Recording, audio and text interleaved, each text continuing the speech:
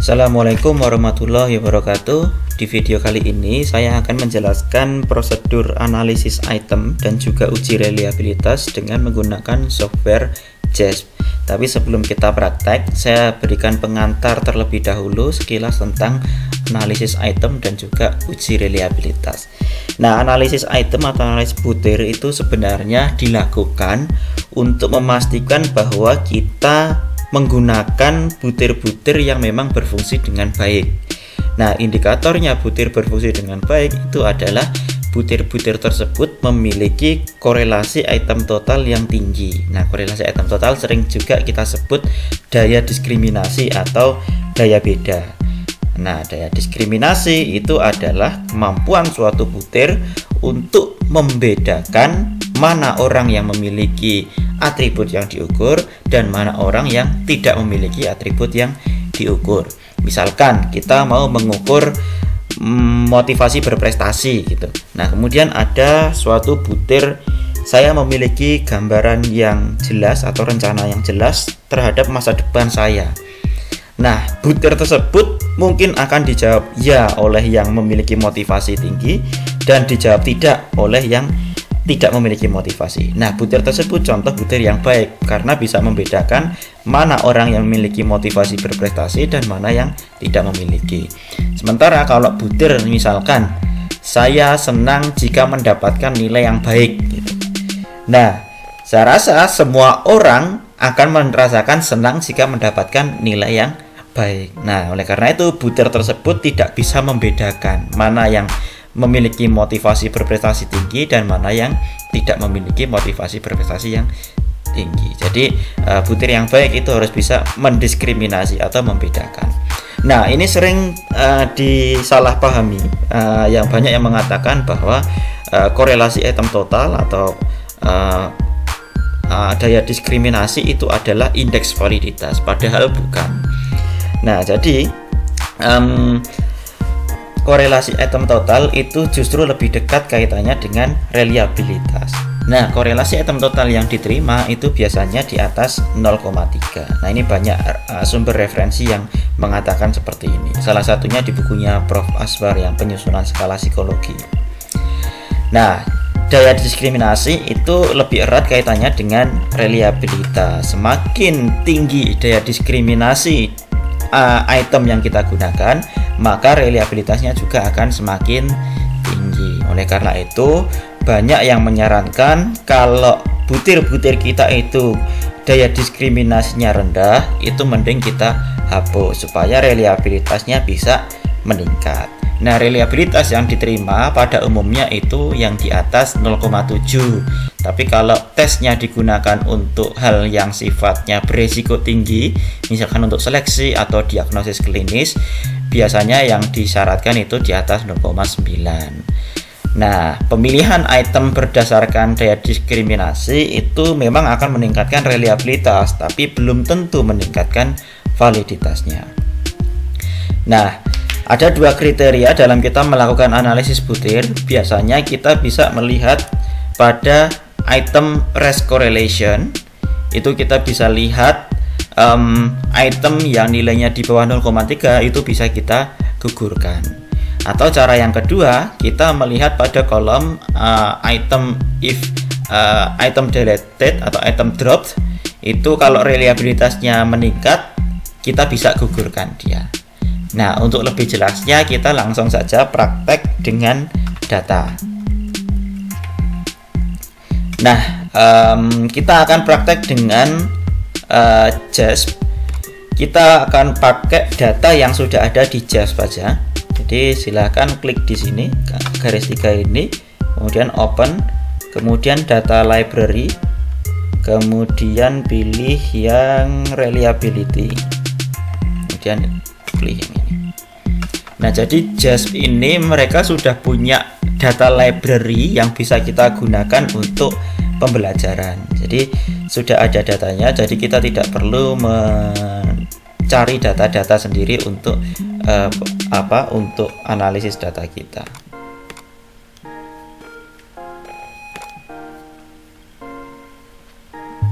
Oke.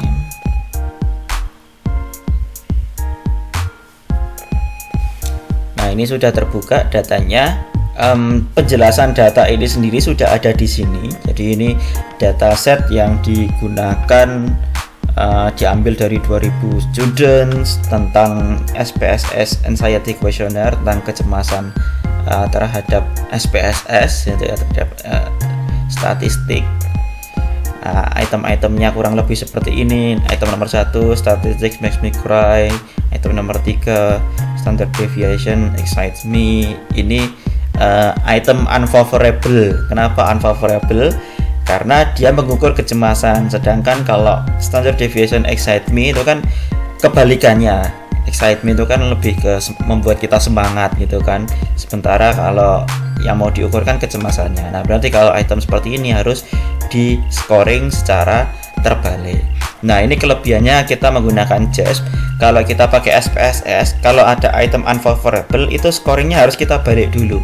Jadi kalau misalkan skalanya 1 sampai 5, yang sangat setuju itu kan biasanya di skor 5.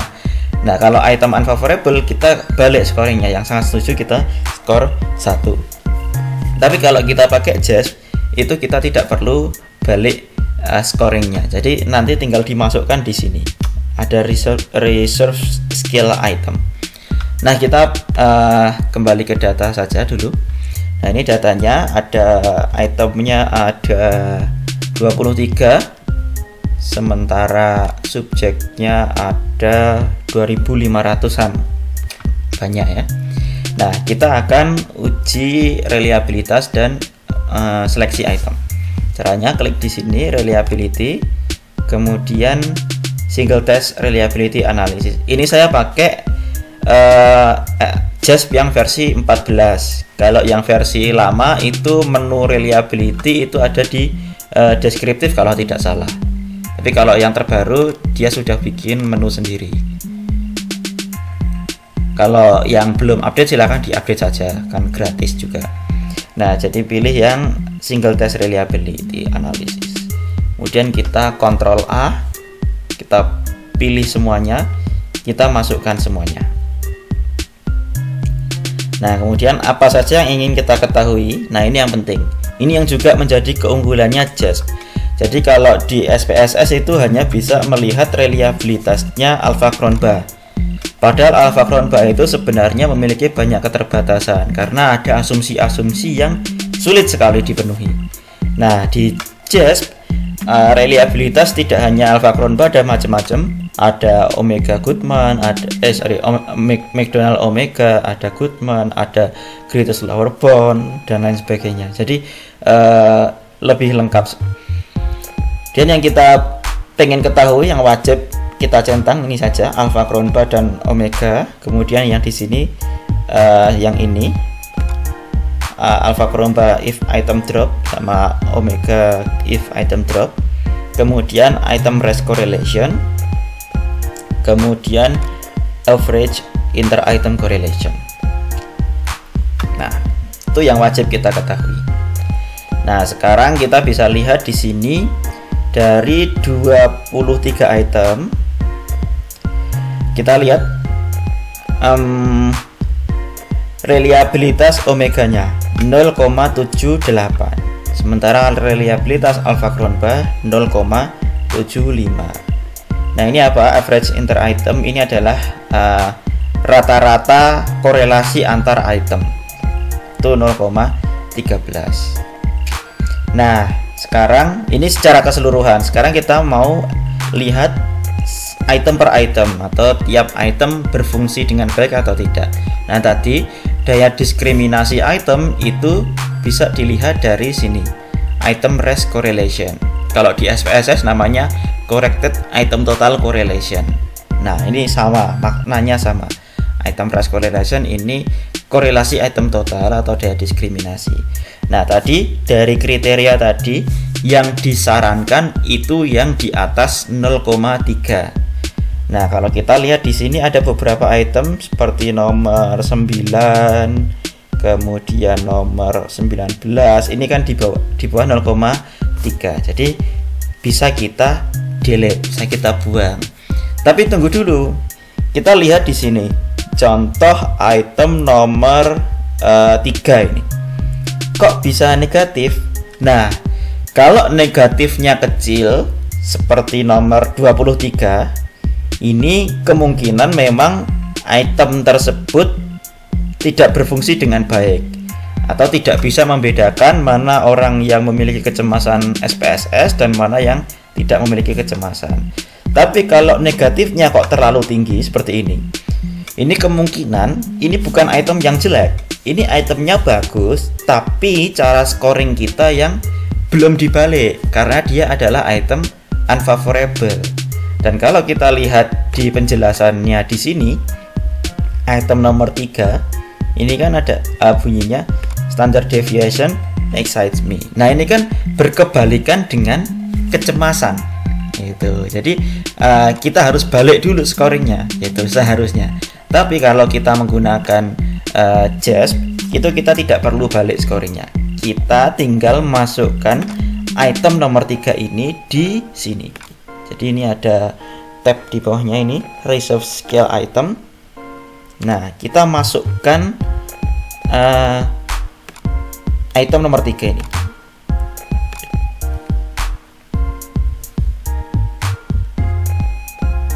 Nah, kita lihat di sini. Tadi dari minus 0,43 jadi plus 0,43. Kemudian reliabilitasnya juga meningkat. Nah, jadi langkah pertama ketika mau analisis butir itu kita harus identifikasi dulu mana item-item yang merupakan item unfavorable. Kalau dia item unfavorable, kalau kita pakai cara lama ya dibalik scoringnya gitu. Tapi kalau tidak dibalik scoringnya nggak masalah, tapi kita harus masukkan di sini. Nah, tapi kalau kita lihat di JASP ini, dia sudah memberikan peringatan. Jadi the following item correlated negatively. Jadi ini kemungkinan kita salah memasukkan scoring datanya. Jadi kita coba anggap saja ini sebagai item unfavorable semuanya. Jadi saya identifikasi nomor 2, kemudian nomor 9, kemudian nomor 19, kemudian nomor 22, kemudian nomor 23.